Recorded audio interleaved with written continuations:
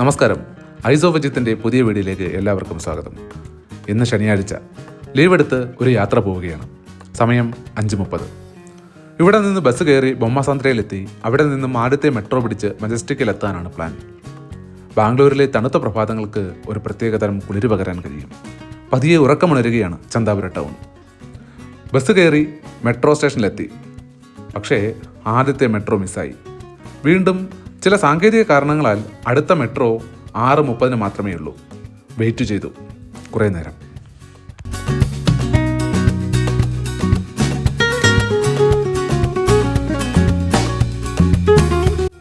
ഒടുവിൽ മഞ്ഞിനെ വകഞ്ഞു മാറ്റി എനിക്ക് പോകേണ്ട മെട്രോ എത്തുകയാണ്.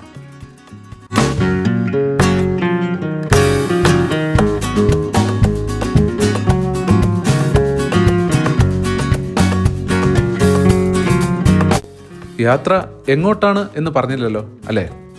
അതെ, കർണാടകയിലെ ചിക്കമംഗ്ലൂർ ജില്ലയിൽ കുദ്രേമുഖ് നാഷണൽ പാർക്കിനുള്ളിൽ സ്ഥിതി ചെയ്യുന്ന കർണാടകയിലെ തന്നെ ഏറ്റവും ഉയരം കൂടിയ രണ്ടാമത്തെ കൊടുമുടി, പശ്ചിമഘട്ടത്തിലെ ഉയരം കൂടിയ രണ്ടാമത്തെ കൊടുമുടിയാണ് കുദ്രേമുഖ്. അതിൻ്റെ ഉയരങ്ങളിലേക്കാണ് യാത്ര. ഇവിടെ നിന്നും ബസ് കയറി സംസൈ എന്ന വില്ലേജിലെത്തുകയും അവിടെ സ്റ്റേ ചെയ്ത് അടുത്ത ദിവസം ട്രെക്കിംഗ് ആരംഭിക്കാനുമാണ് പ്ലാൻ. KSRTC ബസ്സിലാണ് ബുക്ക് ചെയ്തിരിക്കുന്നത്. രാവിലെ 10:33 ബസ്സിൻ്റെ സമയമെങ്കിലും 10:47 ബസ് സ്റ്റാൻഡിൽ നിന്നും എടുത്തപ്പോഴത്തേക്ക്. അതെ, ഇനി നമുക്ക് കാഴ്ചകളിലേക്ക്. നഗരജീവിതത്തിൽ നിന്നും വിട്ട് കർണാടകയുടെ ഗ്രാമപ്രദേശങ്ങളിലേക്ക് പോകുമ്പോൾ കാഴ്ചകളും മാറി തുടങ്ങും. ബാംഗ്ലൂർ വിട്ട് ആദ്യത്തെ സ്റ്റോപ്പ് കുനിഗൽ എന്ന ടൗണായിരുന്നു. ഹൈദരാലിയും ടിപ്പു സുൽത്താനും യുദ്ധക്കുതിരകളെ പരിശീലിപ്പിക്കാനും അവയെ ബ്രീഡ് ചെയ്തെടുക്കാനും തുടങ്ങിയ സ്റ്റഡ് ഫാം സ്ഥിതി ചെയ്യുന്നത് ഇവിടെയാണ്.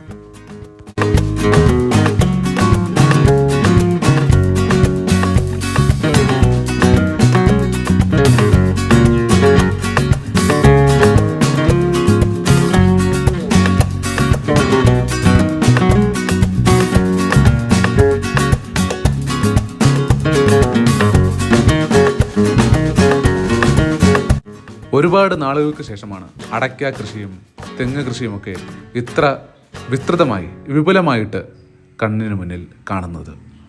അത് കർണാടകയുടെ ഗ്രാമങ്ങളുടെ ഒരു പ്രത്യേകതയാണ്. രാവിലെ കാപ്പി കുടിക്കാൻ ബസ് നിർത്തിയത് ചെന്നരായപട്ടണ എന്ന സ്ഥലത്താണ്. ഇഡ്ഡലിയും വടയും രാവിലത്തെ ബ്രേക്ക്ഫാസ്റ്റ്.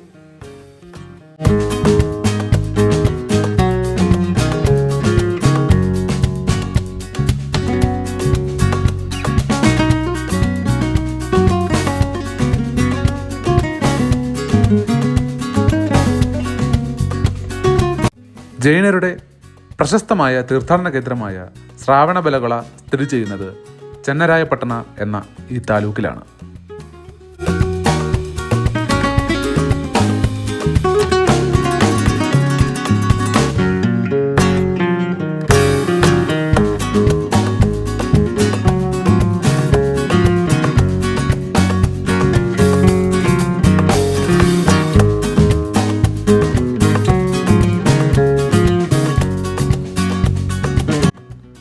കുറേ നേരത്തെ മുഷിഞ്ഞ ട്രാഫിക്കിന് ശേഷം ബസ് ഹാസനിലേക്ക് എത്തി. റോഡ് പണി നടക്കുന്നത് കൊണ്ടാണ് ഇത്രയും ഒരു ട്രാഫിക് നേരിടേണ്ടി വന്നത്. 11-ാം നൂറ്റാണ്ട് മുതൽ ഹൊയ്സാള രാജവംശത്തിൻ്റെ അധീനതയിലായിരുന്നു ഏറെക്കാലം ഹാസൻ. ഉത്ഖനനങ്ങളിൽ പലതും പല ശിലാലിഖിതങ്ങളും അതിൻ്റെ നേർക്കാഴ്ചകൾ ചരിത്രത്തിന് മുന്നിലേക്ക് തുറന്നു വയ്ക്കുകയാണ്. ഹാസൻ ജില്ലാ കോടതി നഗരത്തിൻ്റെ തലയെടുപ്പുകളിൽ ഒന്നാണ്. അതിൻ്റെ ആ ഒരു പ്രൗഢി നമ്മുടെ കണ്ണുകളെ അങ്ങനെ ആകർഷണീയതയിലേക്ക് കൊണ്ടെത്തിക്കും. ചരിത്രം തേടുന്നവർക്ക് ഒരു നീണ്ട പുസ്തകം തന്നെയാണ് ഈ റൂട്ട്. ഹലേബീഡു, ബേലൂർ, ശ്രാവണബെലഗൊള അങ്ങനെ പോകുന്നു ആ നീണ്ട പുസ്തകത്തിൻ്റെ താളുകൾ.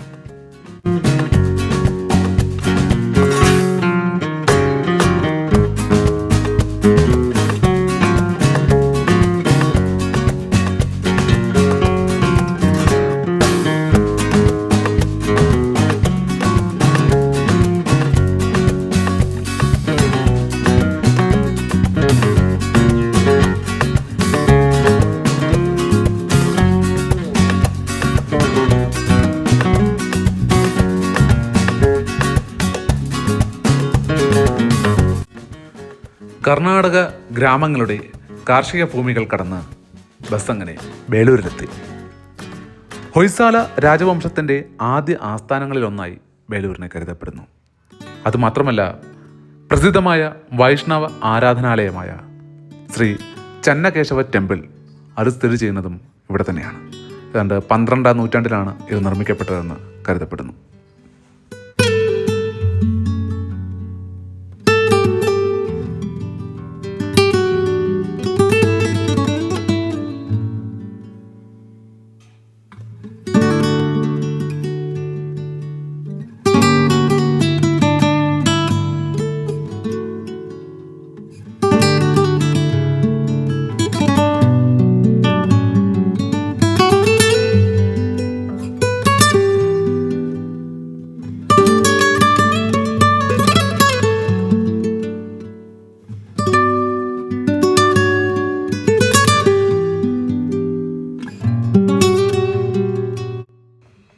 ബേലൂർ ടൗൺ കഴിഞ്ഞപ്പോൾ തന്നെ നമ്മൾ ഇതുവരെ കണ്ട ഭൂപ്രകൃതി ആകെ മാറിത്തുടങ്ങിയിരിക്കുന്നു.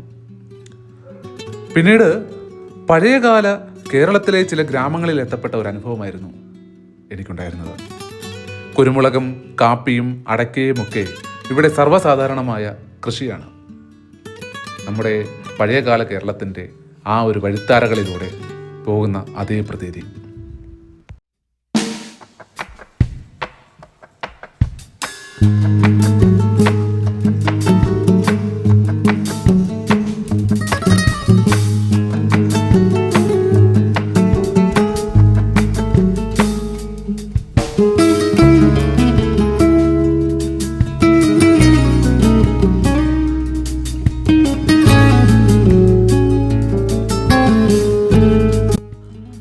അങ്ങനെ കുറേ നേരത്തെ യാത്രയ്ക്ക് ശേഷം മറ്റൊരു ടൗണായ മുടികരയിലെത്തി.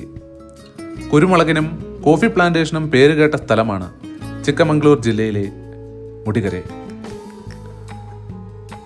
മുടികര താലൂക്കിലെ ആകെയുള്ള 29 വില്ലേജുകളിൽ ഒന്നായ കലസയ വരെയാണ് നമുക്ക് പോകേണ്ട ബസ് എത്തുക.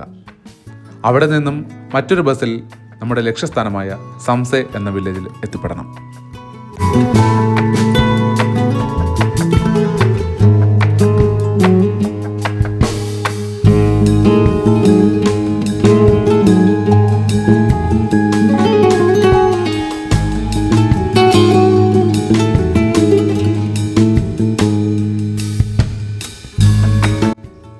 അങ്ങനെ പശ്ചിമഘട്ടത്തിന്റെ മടിത്തട്ടിലേക്ക് ബസ് കയറി തുടങ്ങുകയാണ്.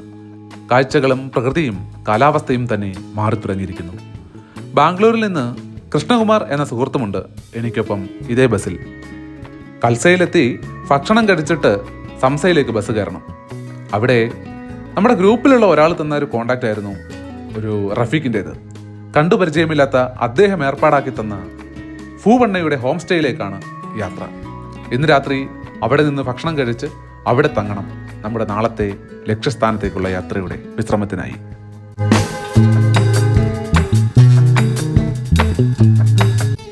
അങ്ങനെ ഏറെ നേരത്തെ ബസ് യാത്രയ്ക്കൊടുവിൽ ഞങ്ങൾ കൽസ എന്ന മനോഹരമായ വില്ലേജിലെത്തി.